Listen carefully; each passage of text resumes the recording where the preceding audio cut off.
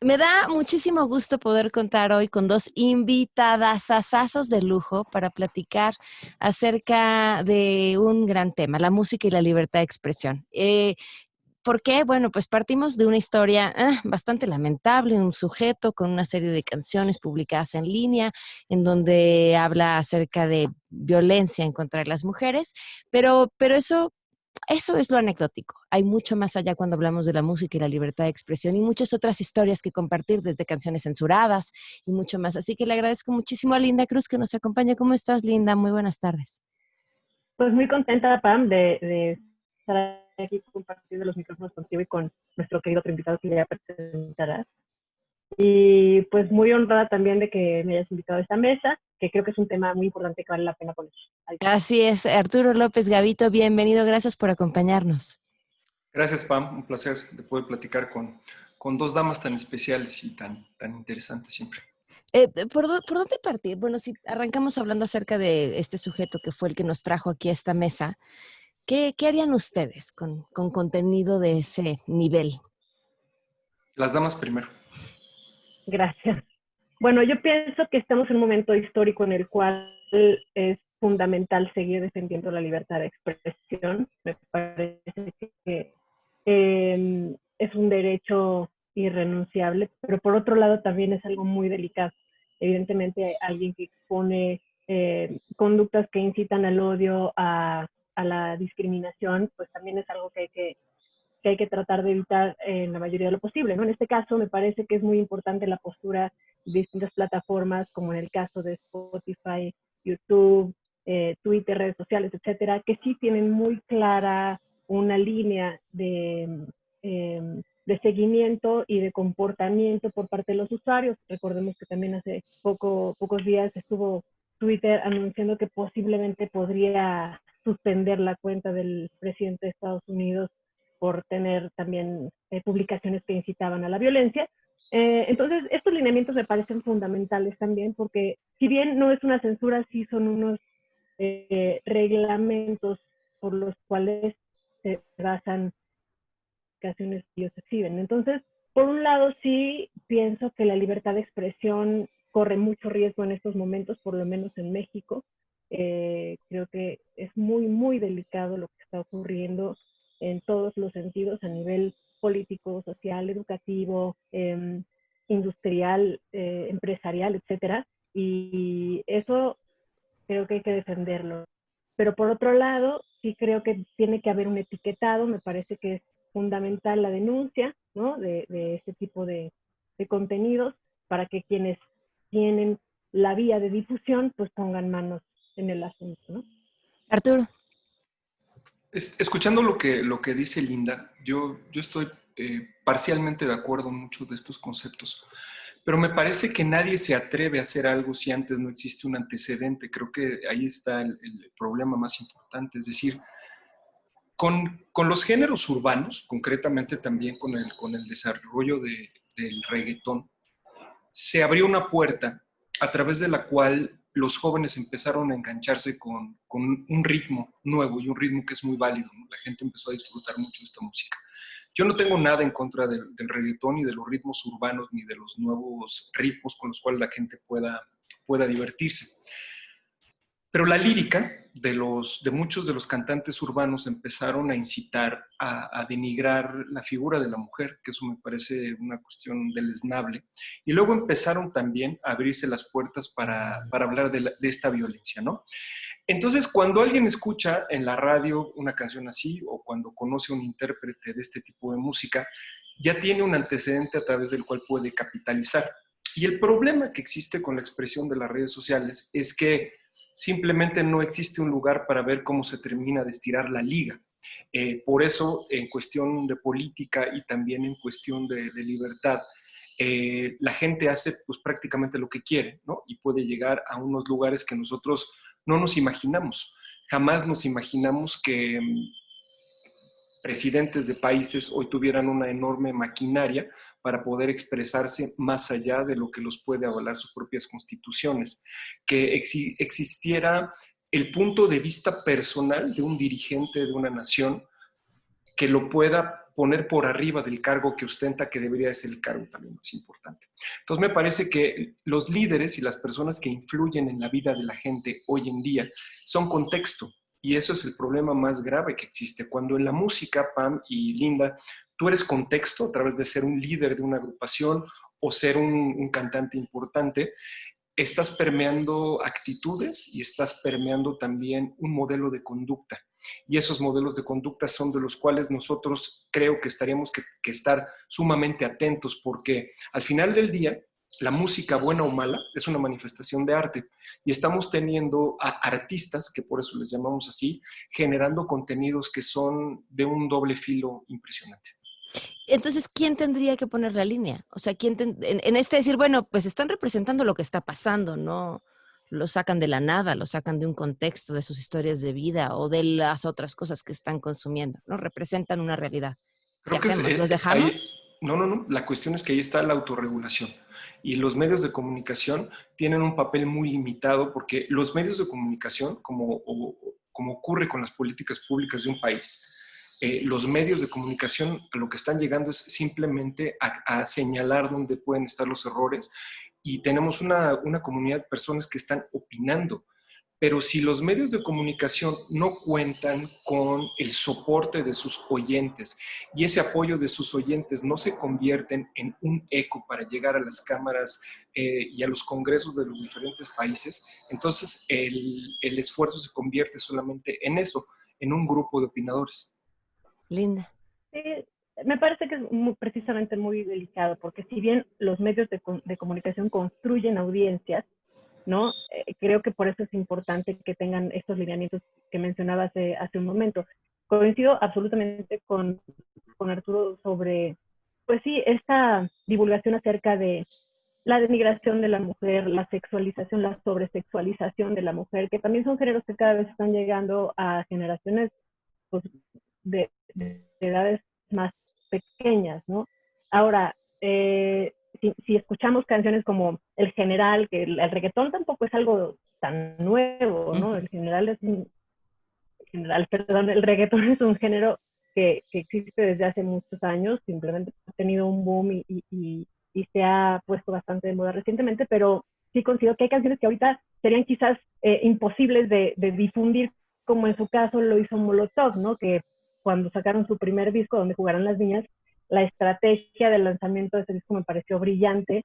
En su momento fue algo también sumamente transgresor, que apelaba justo a la censura, y eso hizo que también se fuera al cielo la popularidad de Molotov, que cobraran justo esta relevancia por ser música prohibida, por ser música censurada, porque hablaban de Sabludovsky, porque hablaban de muchas otras cosas. Y siendo que ahora quizás sería un poco más difícil. Ahora también entendamos que lamentablemente y afortunadamente vivimos en un momento en el cual la inmediatez de la comunicación hace que también mucha gente haga las cosas por ganar seguidores, por estar en el mapa, por ser trending topic, ¿no? No sé, yo en el caso en particular que decía de la persona que nos puso en esta mesa, sí creo que debe de haber alguien, un organismo que le dé seguimiento a este tipo de casos en donde se investigue a profundidad, se monitoree, porque a raíz de este caso, de esta persona que publicó estas canciones muy agresivas hacia la mujer, también hubieron muchas amenazas de muerte a la persona que hizo la denuncia, ¿no? Y creo que eso pues también hay que darle seguimiento, también tiene que haber algo que lo regule, ¿no? No que se corte la libertad de expresión, insisto, pero sí, como decía Arturo, los medios de comunicación tienen la obligación también de tener el criterio para saber qué se difunde, ¿no? Y con qué finalidad.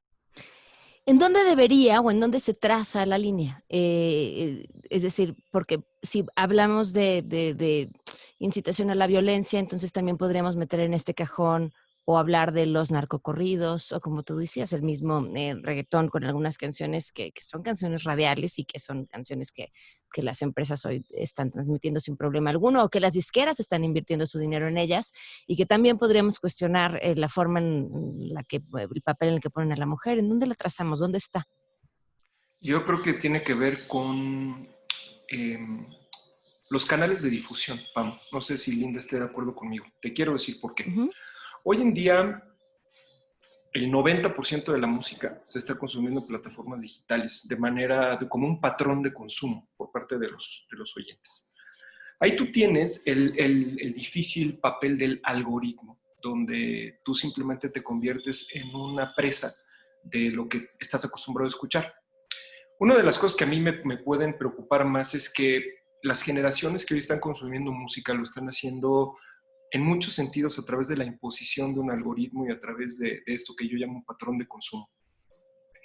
Si estas empresas que se encargan de ofrecer servicios en línea de música tuvieran una manera de regular las canciones, porque hoy lo que se dice es simplemente, esta canción tiene un contenido explícito y de ti depende si lo quieres escuchar, pero ahí quien te está ofreciendo el contenido no sabe si quien eligió la canción a través de un clic tiene 9 años o tiene 29 o tiene 40. Me explico, no existe ahí una cuestión de identidad y muy pocas están regulando el hecho de que, como ocurre con los contenidos de streaming de video en YouTube, tú puedas regularlos si tus hijos pues, son menores de edad, ¿no?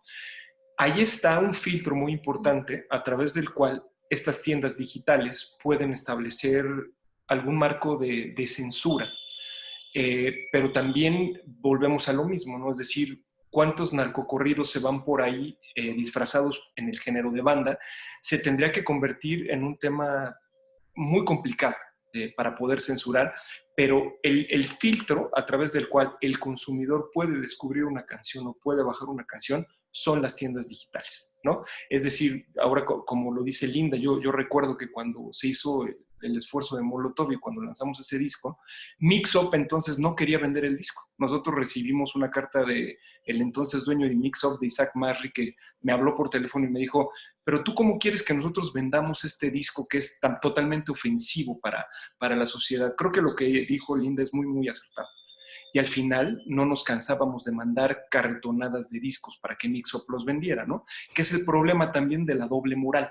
Entonces yo creo que la primera fase está en quien te ofrece la música para evitar también que tú puedas escribir 100 canciones que agredan a los niños, que sean racistas, que vayan en contra de la mujer o que discriminen y ellos no te permitan que las publiques tú o que las difundas.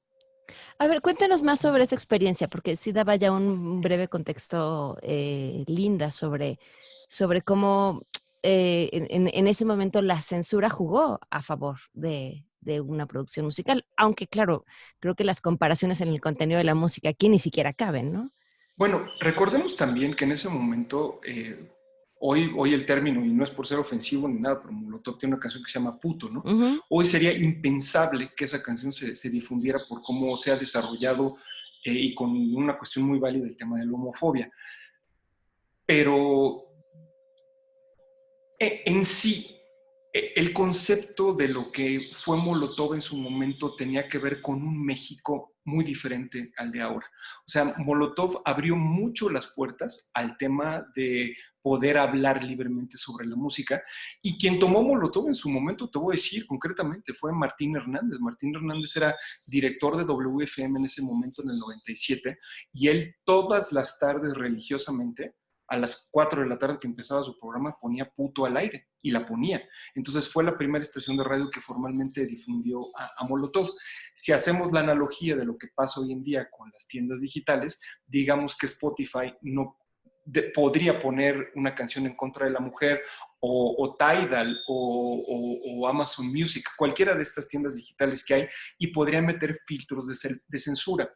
Históricamente, siempre el censurar un tema se ha convertido en un pasaporte para el consumo.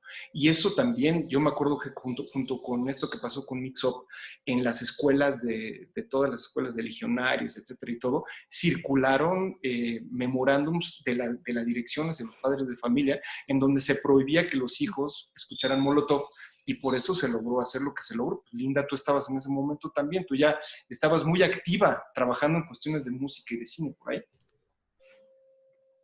Sí, sí, sí. Sí, por eso mencionaba que me parece una estrategia brillante, porque si bien Molotov, como bien dices, fue una banda que abrió mucho las puertas, pues sí, hay canciones, es más, hay videos no nada más de Molotov, y hay muchos otros artistas que no podrían hacer lo que hacían hace 4 o 5 años. El contexto de México es sumamente distinto y sí creo que también, según el sapo, es la pedrada, ¿no? Yo sí pienso que la regulación no debe de venir del gobierno. El gobierno tiene que garantizar la seguridad, que ese es su chamba, y es por lo que pagamos impuestos, y es por lo que, ¿no? De sí cuidar la seguridad de la gente, más no estar ellos diciendo, decidiendo qué sí o qué no se puede difundir o qué no se puede hacer o qué no se puede decir, ¿sabes? Yo creo que eso sí tiene que venir de la iniciativa privada o de los medios de comunicación, que la mayoría de ellos son iniciativa privada, y es delicado porque es una línea que tiene que ser una acción conjunta, ¿no? Y por supuesto, creo Hablaban que estamos de... muy lejos de tener un algoritmo perdón. No, perdón, Linda, es que de pronto se trabó lo que estabas diciendo y por eso entré, pero termina. Ya. No, que sí me parece que tiene que ser una acción conjunta y que todavía estamos un poco lejos de que se desarrolle un algoritmo. Si bien ya hay aplicaciones que con que tú tararees una canción, te dice qué canción es, de qué artista, de qué año, en dónde la puedes escuchar, la letra y tal. O sea, hay cosas ya muy específicas. Creo que todavía no hemos encontrado algo que pueda medir quién está consumiendo qué, ¿no? Y cómo tener ese tipo de precauciones, ¿no? La red y la deep web son lugares también muy oscuros que tenemos que tener, sobre todo también como adultos, tenemos que tener mucho cuidado sobre qué ponemos a disposición de los más pequeños, ¿no? Si bien la música tiene que escucharse entendiendo su contexto, ya explicaban el caso de Molotov y cómo hoy esa canción hoy finalmente sería otra historia. ¿Qué nos dice sobre lo que somos hoy como sociedad, la música que hoy estamos escuchando? Sabes, yo pienso que hay muchos puntos de vista, Pam, para hablar de esto. Em, Cuando pienso en la música de los años 80 y pienso de los 90, estoy pensando en un México que históricamente era mucho más rico y tenía muchas más cosas que decir, ¿no? Mucha gente piensa que la música de antes es mejor. Yo no creo así. Estoy convencido de que hay música nueva que se está haciendo que vale mucho y que tal vez el contexto histórico de nosotros que vivimos los 80 y vivimos los 90 con una euforia increíble, pues bueno, hoy quienes tienen 19 y 20 años están viviéndolo con la misma velocidad y con la misma felicidad y este es su momento, ¿no? Me parece que hoy México no está siendo motivo de inspiración para quienes están creando y componiendo música. También me voy un poco a los contenidos audiovisuales. Cuando tú hables de las plataformas de streaming de video y ves la cantidad de contenido nocivo que hay, ¿no? Y partamos de ahí, ¿no? Es decir, hoy en día el 80% del consumo de las series que se están, valga la redundancia, consumiendo en línea, tienen que ver con temas de violencia, tienen que ver con temas de narcotráfico, tienen que ver con temas de mucha sangre, cuestiones de guerra, ¿no? Y no hay tanto material que pueda inspirar a los jóvenes que hoy están creando música, ¿no?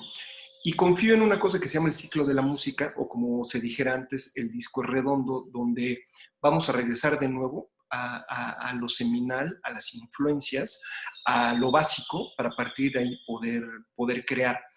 Porque estos grupos clásicos de los años 70, de finales de los 60, van a seguir siendo en muchos sentidos los grupos madre que dieron lugar a las agrupaciones de los 80 de los 90 y que a través del diálogo de los padres con los hijos en las casas, el compartir música de los padres a los hijos de manera transgeneracional está ayudando también para que existan cuestiones de comparación. Porque el problema hoy es cómo llegas tú también a la oferta digital musical, que si bien hay muchos grupos nuevos, también están estos otros grupos que dieron lugar a los grupos nuevos, ¿no? Entonces, lo que me preocupa es el hambre del consumidor joven de querer descubrir. Yo hago dos analogías, Linda, si me permites, es muy fácil. Hay dos tipos de consumidores de música hoy en día. Aquel que llega a una boutique donde se venden caramelos de colores y dice, me da 5 caramelos rojos acá, me da 5 verdes acá, pero no los puedes mezclar porque no te vas a ver igual. Es lo que el tendero te dice y te llevas tus caramelos. otros que son los avesados y los aventureros, que son como Indiana Jones, que entran a una plataforma digital y entonces empiezan a abrir paso a machetazos en la inmensa selva para encontrar el contenido que quieren también, ¿no? Como cuando entrabas a una tienda de discos y tenías estos enormes anaqueles en donde empezabas a pasar los discos y te tardabas 1 hora o 2, ¿no? Entonces creo que mucho de lo que pase con la música va a depender de lo que el consumidor también esté buscando, porque la música dejó de ser la manera primordial de entretenimiento, como ocurría antes, ¿no? Es decir, antes tenías el cine, la radio y la música, Sí. el cine y la televisión. Y la música se consumía a través de la radio o se consumía comprando discos, ¿no? Y hoy el problema es la oferta de contenido a través de 10 plataformas diferentes a través de las cuales tú te puedes entretener. Linda. Me parece que estamos también ante un escenario sumamente, a mí me apasiona personalmente lo que está ocurriendo, porque si bien hace un par de décadas la televisión principalmente y la radio eran los que dictaban qué se escuchaba a nivel industria, pues eran los hitmakers, ¿no? O sea, era muy bien sabido que existían personas claves para hacer o deshacerle la carrera a alguien, ¿no? Sin embargo, ahora que, como bien decía Arturo, hay una cantidad enorme y una oferta tremenda de canales de difusión de música, creo que también eso se vuelve una influencia para lo que sigue, ¿no? Antes, por ejemplo, yo me acuerdo cuando yo estaba pues, chavilla, que tenía mi grupo de rock y eso, claro, de repente nuestras influencias podían ser bandas como, podían ir desde Soda Stereo hasta The Cure, ¿no? Porque era lo que teníamos acceso, ¿no? Sin embargo, pues tú pregúntale a The Cure quiénes eran sus influencias y eran grupos ingleses, británicos que no conocía a nadie, quizás, ¿no? Ahora es distinto, ahora creo que las influencias están ahí, están al alcance de todos y también pues el hacer de que tu trabajo sea escuchado o expuesto y que sea mucho más sencillo, ¿no? Ya no necesitan a las disqueras para sacar un disco, ya no es necesario ese músculo para dar a conocer tu música, lo cual pues también los ha puesto contra las cuerdas, pero también la industria discográfica ha sido una industria que también ha lucrado muchísimo con el talento de los artistas. Tu pregunta, aquí está Arturo, que mejor que nadie nos puede explicar la diferencia o cómo se distribuían las regalías por las ventas de discos entre los artistas, los compositores, etcétera. Ahora hay mucho más independencia en ese sentido y pienso que pues, es mucho más difícil encontrar un artista o un grupo que realmente te identifique o que realmente le quieras tú dar seguimiento o escuchar un disco de principio a fin.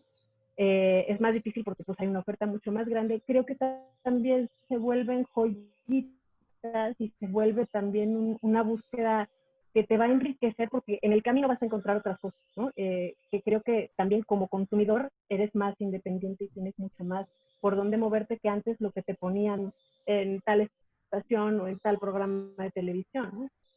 Claro. Pues les agradezco enormemente a los dos que su tiempo que se hayan puesto aquí para platicar con nosotros sobre este tema y me parece que, bueno, yo me quedo con mucho que seguir pensando sobre en dónde tienen que estar esos controles y sobre cómo encontrar hoy la música que queremos y descubrir a los nuevos talentos. ¿Algo que quieran agregar para terminar? Linda. Pues muchísimas gracias por la invitación, siempre es un gusto verlos y platicar con ustedes. Arturo, te mando un abrazo muy grande. Siempre es enriquecedor poder escuchar a alguien con tu visión y con tu experiencia y gracias, Pam, por hacer esto posible. Espero que el encierro sea benévolo con ustedes y que podamos verlos pronto. Gracias, Linda. Arturo. Pues agradecerte, Pam, por la oportunidad. También Linda es una mujer que admiro yo enormemente en todos los aspectos, sí, la quiero muchísimo. Y me parece que el cierre justo sería simplemente decir que el encierro lo que ha hecho es que ha acelerado enormemente el desarrollo del consumo digital de contenidos y que más que nunca nosotros que estamos en casa y que estamos cerca de los más chiquitos, tenemos la enorme responsabilidad de desde casa empezar a ver qué es lo que están escuchando, qué es lo que están viendo y hay momentos de intervención y poder intervenir en esos momentos estando pendientes de nuestros hijos o de las personas que son menores de edad dentro de nuestra casa y ahí empieza el primer filtro de regulación para que después no nos saquemos de onda o después no nos preocupemos porque el primer lugar seguro es la casa y a partir de ahí crecen los hábitos. Es cierto. Muchísimas gracias. Bye, que estén muy bien. Gracias, déjenme.